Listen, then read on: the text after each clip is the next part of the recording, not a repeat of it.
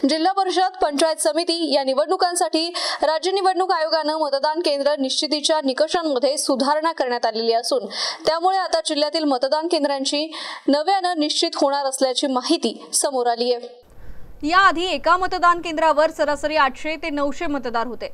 नव्या निकषानुसार एक मतदान केंद्राला सरासरी 1100 मतदार जोडण्यात येणार आहेत। त्यामुळे जिल्ह्यातील मतदान केंद्रांची संख्या ही कमी होऊन निवडणुकीत मनुष्यबळ आणि ईव्हीएम कमी करावे लागणार आहे। राज्य निवडणूक आयोगाने जुलै महिन्यामध्ये मराठवाड्यातील जिल्हा परिषद, पंचायत समिती, महानगरपालिका आणि नगर परिषद निवडणुकींच्या तयारीचा आढावा घेतला होता। यावेळी जिल्हा प्रशासनाच्या वतीने जिल्ह्यातील मतदार, प्रस्तावित मतदार केंद्र यांची सविस्तर माहितीही सादर करण्यात आली। 1 जुलै 2025च्या मतदार याद्या विचारात घेऊन आणि आयोगाने त्यावेळचे निकष विचारात घेऊन मतदान केंद्रांची निश्चिती करण्यात आली होती।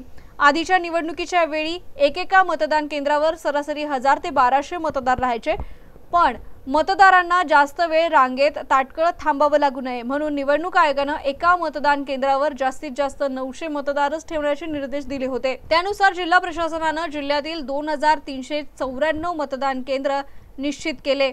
मात्र आता राज्य निवडणूक आयोगाने मतदान केंद्र निश्चितीच्या निकषांमध्ये पुन्हा बदल केला आहे। आता जिल्हा परिषद, पंचायत समिती निवडणुकींसाठी एकाच मतदान केंद्रात सरासरी 1100 मतदार जोडण्याचे निर्देश देण्यात आले आहे। त्यामुळे आता जिल्ह्यातील मतदान केंद्रांची नव्याने निश्चिती केली जाणार असल्याची माहिती मिळाली आहे।